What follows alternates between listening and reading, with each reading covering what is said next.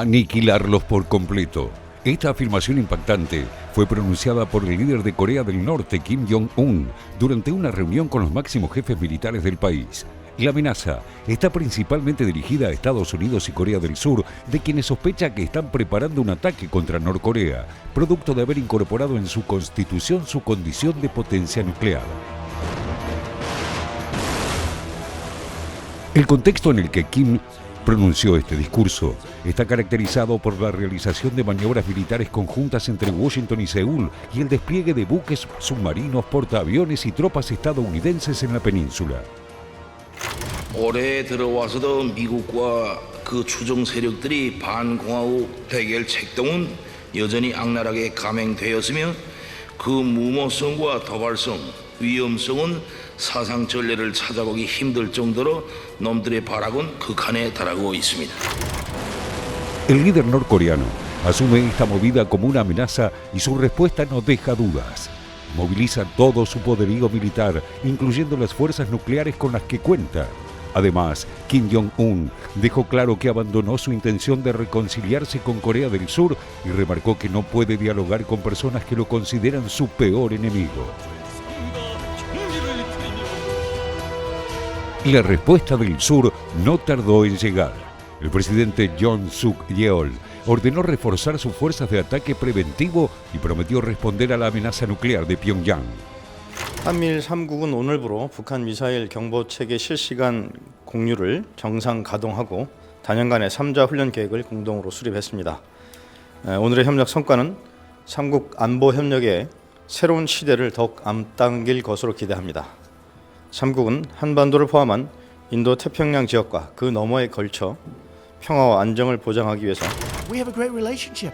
La tensión entre ambos países viene creciendo desde el año 2019 durante la presidencia de Donald Trump, donde se incrementó el conflicto por el intento del magnate de aplicarle sanciones a Pyongyang ante la imposibilidad de frenar el desarrollo de armas nucleares. La respuesta de Kim Jong-un fue modernizar su arsenal atómico y realizar pruebas con mayor frecuencia.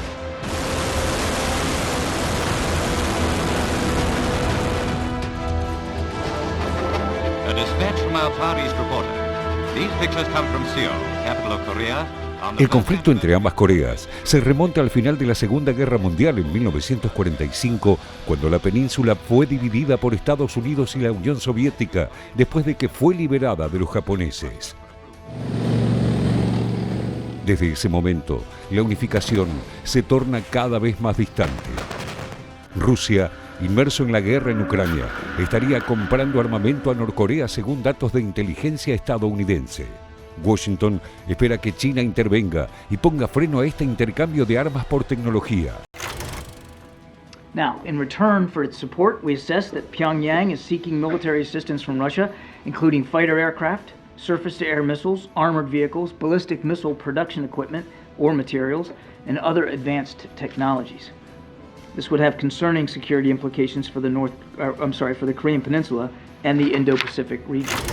Lo cierto es que hay varios actores en este conflicto con un final incierto y que podría llevar al mundo a otro capítulo inesperado de una contienda militar en una península donde tienen su hogar 75 millones de personas.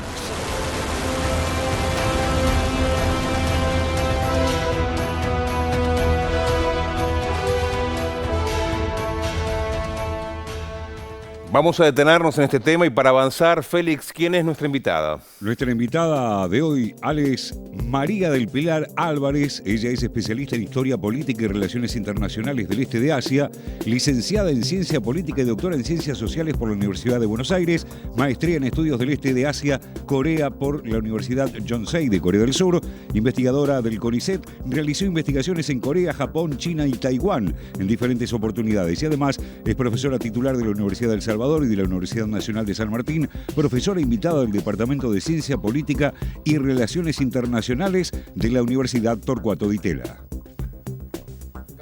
Licenciada Álvarez, ¿cómo le va? Bienvenida. Muchas gracias por estar aquí en la televisión pública. Muchas gracias por la invitación. Bueno, ¿estamos ante una olla a presión que se viene preparando desde hace mucho tiempo o es una amenaza más de las tantas que hemos tenido entre ambas Coreas?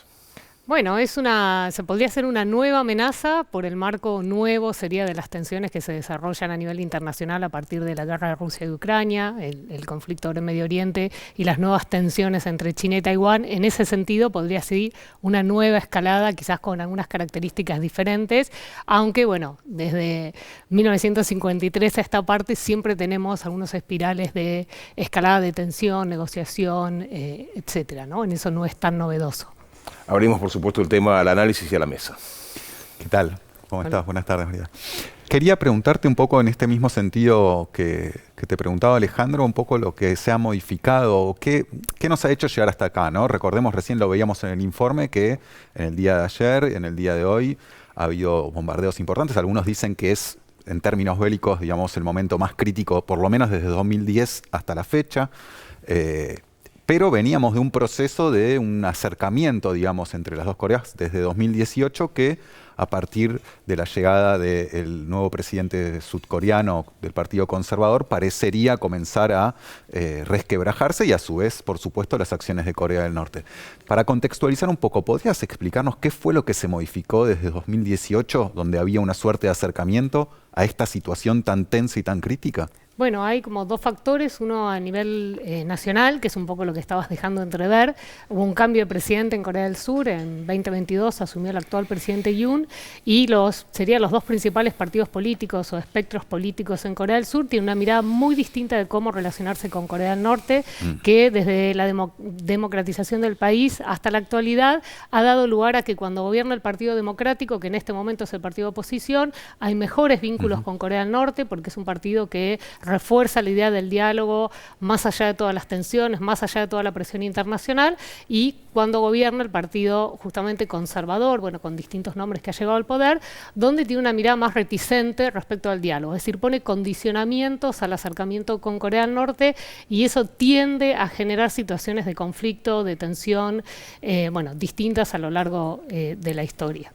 Y por otro lado, a nivel internacional, que es indiscutible, ¿no? Desde el inicio de la guerra de Rusia y Ucrania, parecería que, bueno, esta nueva etapa en esta situación como de tradicional guerra fría en un nuevo escenario del siglo XXI, porque los amigos enemigos parecen ser los mismos, se ha reforzado. Biden tiene un discurso muy importante sobre la nueva seguridad para el Indo-Pacífico que hizo en 2021, y bueno, y ahora sí se enmarca en un escenario internacional bastante distinto, con mucho más presión sobre Corea, que Corea tiene, bueno, bases militares en su territorio, no tiene la última palabra en materia de seguridad, tiene ahí una dependencia muy fuerte con Estados Unidos, pero sí que ha demostrado que depende de quién gobierna, tiene alguna pequeña capacidad de negociación.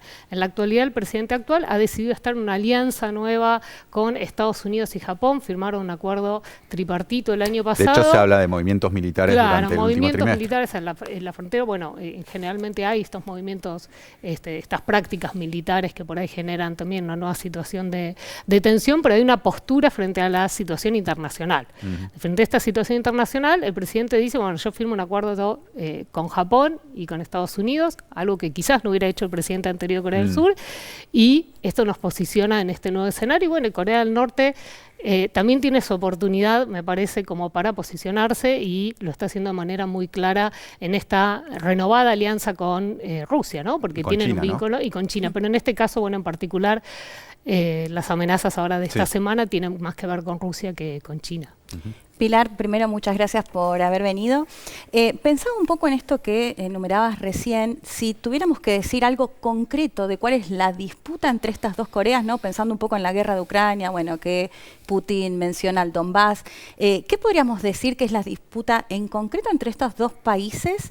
Y sobre todo pensándolo, que te lo planteaba un poco fuera del aire, ¿no? Cuando se habla de la posibilidad de una guerra, siempre se hace referencia a que en el 53 se firmó un cese al fuego, pero no se firmó el fin de la guerra en sí. ¿Cuánto influye o cuánto quedó, digamos, de esa guerra en un contexto de Guerra Fría?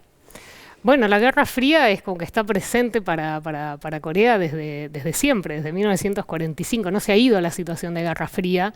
Las posibilidades, en realidad la división es un legado de la Guerra Fría, fue una división sin intervención de las Coreas, fue una decisión tomada por las potencias, los aliados, después de 1945, que deciden dividir la península, y obviamente, como sabrán, hasta la actualidad eso ha quedado como una situación que quizás nunca esperaron las propias Coreas que durara tantos años. Ahora tiene consecuencias consecuencias múltiples, obviamente, a nivel político, ideológico, en el territorio. Una situación de guerra es difícil de creer, generalmente, sobre todo en Corea del Sur, está muy presente todavía el legado de la guerra de Corea. Ellos tienen una guerra de 1950 a 1953 y se dividen en el 45, ¿no? Posterior. Y la guerra fue muy cruenta, dejó huellas a la actualidad, es decir, hay gente que nunca más volvió a ver a su familia quedó en el norte. De hecho, muchos presidentes de Corea están directamente vinculados, son todavía herederos directos de esta división del país, y eso hace que generalmente cuando hay mucha tensión, bueno, la gente tiende a salir a la calle, los sectores, sobre todo opositores, a decir, bueno, hasta acá llegamos, ¿no? En un territorio muy pequeño, poblado hasta la frontera, que puede tener consecuencias, como puede pasar ahora con los proyectiles, de que afecte la vida de las personas, ¿no? Como ya ha pasado en otras situaciones. Entonces, en general, la propia población hasta ahora, por lo menos, también ha jugado un papel en decir, bueno, hasta acá llegamos con tanta tensión. Ahora el mundo está en una situación de mucho más tensión internacional que hace 5 o 10 años atrás, cuando analizábamos por ahí los conflictos de las Coreas, ¿no? Otra pregunta que te quería hacer tiene que ver un poco, bueno, lo mencionábamos un poco tangencialmente, no directamente vinculado al conflicto de estos últimos días, pero sí al rol que juega China un poco en esta relación y en este vínculo. Vimos durante los últimos días que, por un lado, Estados Unidos salió a manifestar declaraciones en términos un poco de señalar, digamos, la alianza entre Corea del Norte y Rusia como algo que era problemático y que podía incidir en la intensificación también de estos conflictos, mientras que China tuvo una postura bastante más calma, de cierta mediación y de llamar a una cierta calma en el conflicto, a retirar un poco, a poner un poco de paños fríos en esta relación. ¿Cuál es el rol que juega China? Porque siempre entendemos, o leemos por lo menos desde acá, el conflicto entre las dos Coreas con la mediación fuerte de Estados Unidos y no tanto como con la participación que puede desempeñar por lo menos ahora China en ese conflicto. Sí, bueno, claro, no diría que Estados Unidos tiene un rol de mediador en el conflicto, ¿no? Tiene más bien un rol provocador en este sentido en el conflicto, ¿no? Son todos provocadores, no mediadores. China ha jugado algún rol mediador, a diferencia, y por eso justo lo marcaba, en otros momentos, en otras situaciones de tensión, sí, por los buenos vínculos que tiene con ambas Coreas. Generalmente tiene, obviamente, muy buena relación con Corea del Norte, pero también con Corea del Sur. Ahora estamos frente a este nuevo gobierno, a pesar de que China es el principal socio comercial de Corea del Sur, es central para la economía surcoreana, que todavía se está recuperando de las secuelas de la pandemia y del cierre de China, ¿no? Que le afectó su economía profundamente. Y se habla de ciertas tensiones entre grandes empresas, las conocidas, Samsung, LG, etcétera, con el gobierno conservador, lo cual también es llamativo, ¿no? Y bueno, porque es una artesanía muy difícil, ¿no? Hay una postura muy clara del gobierno conservador que tiende a tener también el apoyo de los grandes chaebol, que son como se llaman estas compañías, salvo algunas excepciones. Pero por otro lado, en el conflicto internacional, bueno, el límite es la situación con China, porque ellos, China es el principal socio comercial del país. Claro, la dependencia es muy, muy fuerte en la actualidad y generalmente se trata de equilibrar. Hasta ahora ha habido situaciones de tensión y bueno, y después vuelve a bajar para que no afecte, porque China podría tomar alguna medida hacia las empresas, sobre todo surcoreanas, que producen en China, ¿no? Quisiera incorporar a la mesa, me parece, para el análisis y el estudio, me parece que la lejanía en distancia, pero no solamente en distancia en kilómetros, sino cultural a veces, nos hace olvidarnos un poco, no estar presente con los temas de la política o de las noticias diarias en cualquiera de las dos Coreas. Pero esta vez trascendió todo y llegó hasta esta latitud lo que ha sucedido con un líder de la oposición en Surcorea que ha resultado gravemente herido. Eso, ¿en qué lugar pone? ¿Pone también una situación crítica a nivel política interna? ¿Qué ha sucedido, licenciada?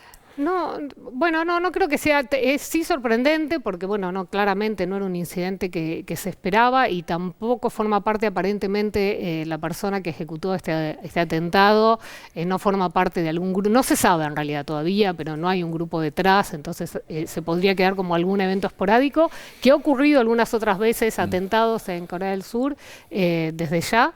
por suerte no cobró la víctima. Es un personaje muy relevante, es el principal líder de oposición, pero no diría que tenía, por ejemplo, el nivel del carisma del presidente anterior de Corea del Sur, que era una persona así, muy conocida, muy carismática. Sin embargo, perdió las elecciones por muy poquito. Muy poquito, hubo un empate técnico, por eso quien la ha situación sido- es muy tensa en el país. Vale la pena Hubo un recordar que empate quien ha técnico. sido apuñalado Sí, es el líder de la oposición, que sí. además fue quien perdió las últimas elecciones presidenciales con Sí. el actual presidente Y coreano. ahí muy importante recordar, en Corea no permite la reelección, entonces también muy probablemente si permitiera la reelección el expresidente Moon Jae-in quizás hubiera ganado las elecciones, ¿no? Tiene como algunos seguidores así más fuertes, pero sí, hubo prácticamente un empate técnico. Entonces llega con mucha oposición también al gobierno actual, hay muchas críticas económicas a la situación y hay un cambio a la política internacional brusco, muy fuerte, ¿no? Ahora Entonces, en abril próximo, si no me equivoco, hay elecciones municipales, sí, pero legislativas. Sí, legislativas, habrá que ver. ¿Podría tener sí. algún impacto este atentado de estos últimos días en esas elecciones? No se cree todavía que impacte tanto, porque todos los partidos han tenido la misma posición en eso, en denunciar el atentado y bueno, hubo como una puesta ahí por ahí más homogénea desde el partido también de oposición y oficialismo de no reivindicar ni tampoco de minimizar este tipo de acontecimientos, ¿no? De no minimizar. Sobre todo con el antecedente de lo que ocurrió con Shinzo Abe en Japón hace relativamente poco. Claro. Bueno, así que también una olla de presión, digamos, a nivel interno. Interno, Corea que del hay Sur. mucha siempre tensión entre las dos Claro. principales fuerzas. Y ¿no? pensaba Siempre. en relación a lo que decía Ever, que te preguntaba por China, y bueno, mencionaba el caso de Estados Unidos, ¿no? Que decías más como una provocación. Siempre, al menos, se tiene esta idea de que cuando Kim Jong-un anuncia alguna nueva operación militar, lo hace para responderle a Estados Unidos. Me parece que ya no podemos analizar nada sin el contexto de que este año hay elecciones en Estados Unidos también, y que Donald Trump tiene muchas posibilidades de volver a gobernar.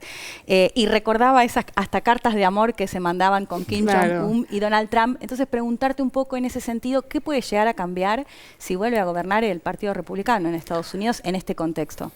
Bueno, habría expectativas, porque si Donald Trump vuelve con el mismo discurso que tuvo en el gobierno anterior respecto a las Coreas, podría al revés, ¿no? Bajar los niveles de tensión, pero bueno, le toca un escenario ahora distinto, ¿no? Va a ver qué resuelve con sus dos conflictos internacionales, sobre todo con la situación de Ucrania.